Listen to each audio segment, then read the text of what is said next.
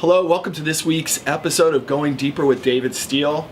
Super stoked to be interviewing Peter Scott IV, a best-selling author of The Fearless Mindset and founder of the Fearless Life Academy. Today we're going to be paddleboarding with sharks and seals and having an incredible interview. If you enjoy this interview as much as I do, please leave a comment. Thank you.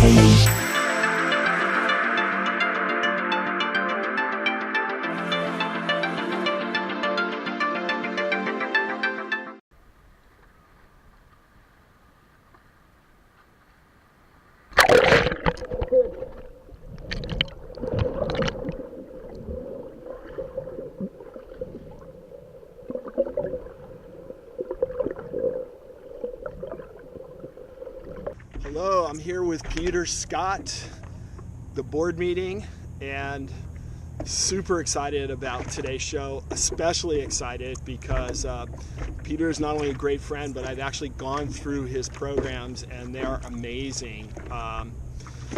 Peter wrote a book called The Fearless Mindset, and he is a best-selling author, which is incredible, and teaches people how to deal with what comes up in all of our lives in fear.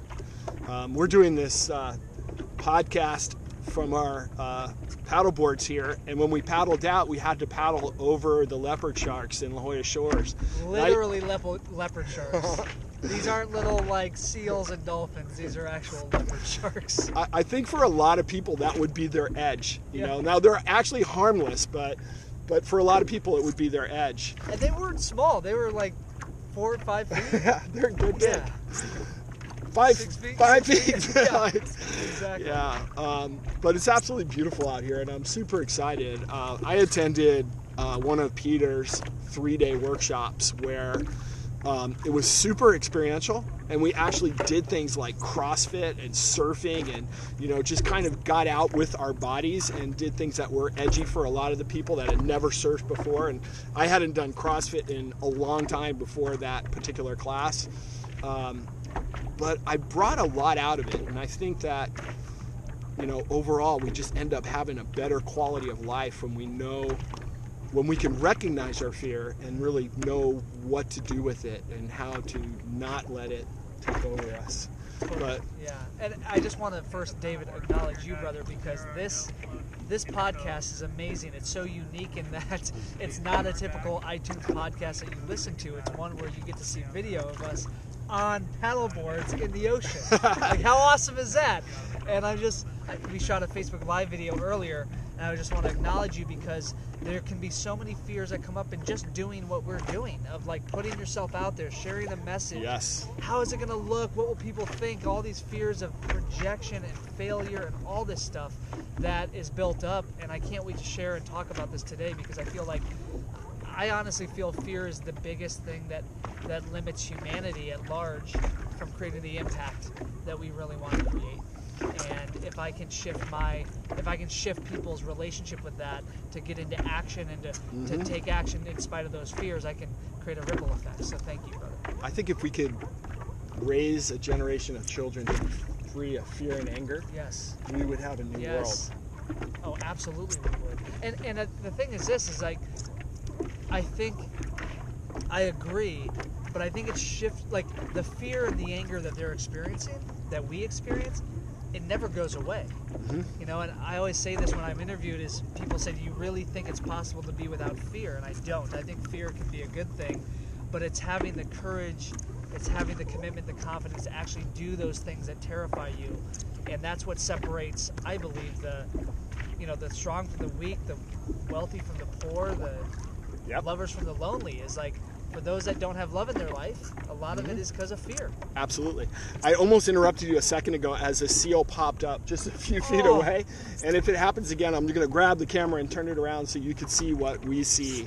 But you can hear the seals in the background. Yep. But they've been coming around the boat as And we well. literally are paddling right around seals below us, leopard sharks. See, I'm going to show where we are. Yes. So that's La Jolla Cove. How cool is that? There's the shore. So, you know, a couple things I wanted to ask you. How did you get started, you know, down this crazy path that you're on? Yeah. Like, how does anyone wake up and say, "Hey, I want to help people get through their fear"? It was how definitely did it happen? it was definitely a life journey. The reason why, David, I'm so passionate about helping people conquer fear is because honestly, my entire life was consumed by fear. Mm-hmm. So, for those of you that don't know me, I'll share a little background story of when I was 10 years old. I had to sit down in a courtroom with my grandparents on my left, an attorney on my right, and my mother directly across from me. And I had to look into my mom's eyes and tell her that I no longer felt safe living with her because of her alcoholism. Wow. Yeah, and that was the start of really feeling a lot of fear. I didn't know what sort of impact that would have on me, but it led me to make a really powerful limiting belief in my life, and that was telling the truth meant losing love. By me telling my mom the truth, I lost her love. And so I became this version of myself that I thought people wanted to see. I was never my authentic self growing up. And you believed that story for a long I totally time. believe that. So I thought, you know, because my mother, quote unquote, didn't love me, even though she did, she just had her own challenges. Because of that, I sought love and approval and validation from everyone outside of me, even so much so that it led me into a career that I wasn't passionate about. I started my career in investment banking, of all things. Okay. And you know, I learned a lot about business, but I was miserable. I was working 100 hours a week. I neglected my body. I neglected my relationships. The relationships that I had then completely fell apart. And We're going in the one camera mode. okay. So. Okay, cool. Yeah. So we're going to this one? We're going to this one. Okay, good. Good to know. We have redundancy. And there were two pivotal moments that really shifted me on this path. Okay. One was working in the office really late, around 11 p.m. on a Thursday night, and looking at one of the managing directors in my investment bank and realizing that he was in the office not because he had a pitch due the next day or a big board meeting, not nearly as important as this board meeting, but he was in the office because he was afraid to go home to his family. He was afraid to face his wife and his kids because he had neglected them for so long, and this was the man that I aspired to become, right? And I just had it was like an awakening moment of like, why am I doing this? It's not all about the material possessions, the cars, the houses. There's so much more depth to our lives. And right after that happened, my father went to the hospital, and his health was deteriorating for about a 5-year period. And he ended up literally drinking himself to death. He gave up on life and drank himself to death because of, again, fear. He was afraid of not living up to his parents' expectations. And so it was like the perfect storm in my mid-20s of putting life in perspective, and made me realize how fragile it is. And it led me to, you know, attend seminars, hire mentors, read books, put myself in terrifying situations of jumping out of planes and hiking high mountains. I think you're one of the most committed people I know to like additional education, mentorship, coaching, like both in providing it and receiving it, which is really something. It saved my life. Like if I didn't invest in myself at a young age, I could have easily followed the path that my mom and my dad did with alcohol and with drugs. You were previously in finance, right? I was, yeah. So I started in investment banking, and because I didn't have the best role models growing up, I constantly would immerse myself in books, and I was blessed to work for a personal development company for a few years after I left investment banking. I didn't go from investment banking to launching my own business. I went through a program called Lifebook, and it had such a profound effect. I approached them and convinced them to hire me. But in that process, I had met extraordinary entrepreneurs, not just people successfully financially. Nice. Yeah. Nice.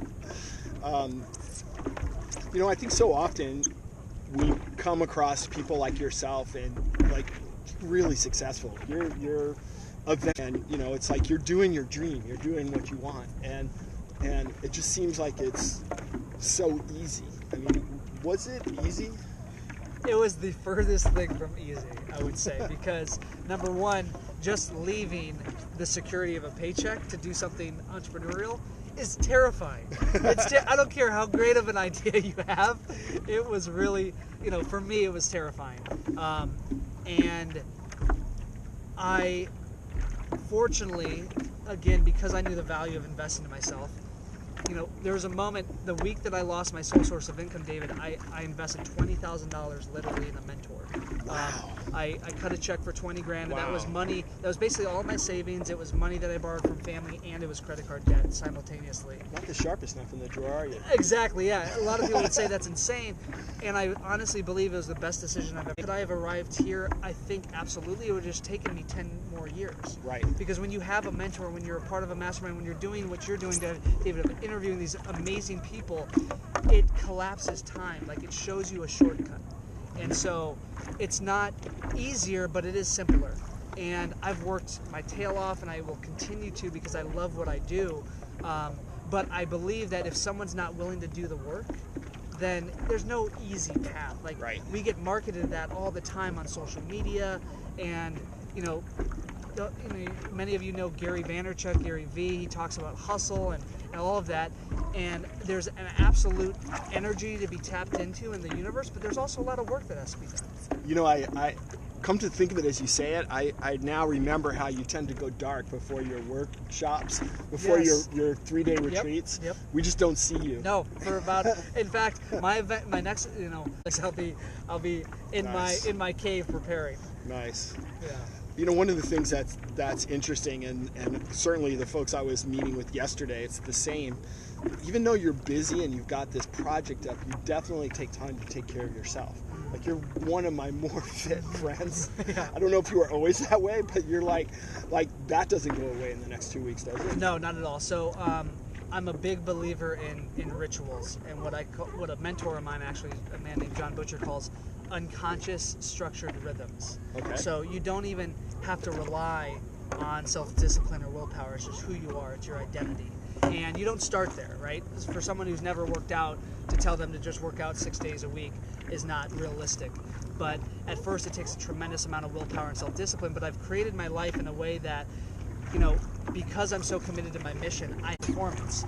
And I like it. even when the busier I get, the more committed I get to those things. It'll absolutely accelerate Got the it. impact that you're making and the income that you're making by committing to these habits and creating these structures. I mean, Richard Branson was once interviewed and asked what was the key to his success. And many of you know Richard Branson, a billionaire, and he said his secret to success was working out every single day. Nice. And this is like one of the busiest men on the planet, right? Yep. People, so many, and hearing people like that made me understand and trust and commit to that myself. And in my coaching, when I work with entrepreneurs, I work a lot on daily habits and peak performance rituals, and I've noticed their businesses doubling, tripling as a result of that. Where before they would say, I'm just too busy, I don't have enough time. Well, everyone has, time doesn't exist, first of all, Right. but you've got to make the time to do it. Well, also I think that we look at our life and the quadrants of our life, our relationship, our health, our financial well-being, the job, the purpose that we have. And if you're deficient in one, it's going to bring out the others as well, So if you don't take the time to take care of your relationships, you're not going to have the best health. If you don't take care of your health, you're not going to sleep well. Everything is interconnected. Everything is interconnected. So, it's one of the things I noticed about you is that you're one of the more balanced people I know, and that's just become a part of your life. Yeah, and that's because I've lived, enough years so imbalanced, right, out of balance. And I think everyone goes through that. I think we can all relate. One of my favorite quotes is Oliver Wendell Holmes, and he said, and it's a very old quote, so there's language in here that you probably don't recognize, but he said, I wouldn't give a fig of all things, I wouldn't give a fig for simplicity on this side of complexity, but I would give my life for simplicity on the other side. Wow. And I love that quote because It's kind of deep. going back to your question of like, easy, is creative genius, is tapping into your creative genius easy? No, it's not. It absolutely does require moments of complexity, right? But you do it enough and you stay committed to the path enough, it does become easy, right? When I go on stage, sharing a message in front of an audience or leading an event, it has become far more simple than it did when I started. And I don't think you can avoid the complexity. I think you've got to go through that. And in those moments like you've experienced in your life, like I've experienced in mine, we've learned lessons to reach the simplicity on the other side. I love it. How do people get a hold of you? Number one, I create a ton of content for free on social media, on Facebook in particular. So if you search Peter Scott IV as in the fourth, you can connect with me there. My website is designafearlesslife.com, and I'd love for you to connect with me there and send me a message if this resonated with you. And for anyone watching this who would like to really commit to conquering their fears, and for those high achievers watching this, I want you to know that stress is just fear in disguise. I know you may be thinking that you don't have fear, but if you follow your stress, I will find your fear. I promise you. And if you want to, anger is fear in disguise. totally, absolutely it is. So if you want to actually really shift your relationship with it so that it doesn't stop you anymore, then consider coming to the Fearless Life Experience, which is my 3-day event, and people can learn about that, David. We'll put that in the show notes, Yeah. so it'll all be right there. Yeah, so it's just fearlesslifeexperience.com, but that's the best way to connect with me. I love it. Thank you. Thank you so much for this day. I'm like really ready to get back on the paddleboard and cruise around, and we hope it all went well with one camera. I love it. Well, I just want to say one thing, David. I love that you're doing this because to interview people in this way, it's remarkable, and to allow us to share how we've tapped into our creative genius is just going to inspire people to do that in their own life. So I love you. You're literally creating like a ripple effect of impact in humanity by doing this. So for those of you that watch this, please share it, like it, share it with your loved ones, because people need to hear this man right here. That would be me. And watch all of the amazing interviews that he's going to be doing after this. So, Thank you. Thank you, brother. Thank you. I I love you, man. Let's take one last look around. Yes. How awesome is that? And it's time for us to get back on our Yes. paddleboard. You can hear the seals in the background. They're right there. You can see some of them in the water. Have an amazing day, and I look forward to our next show.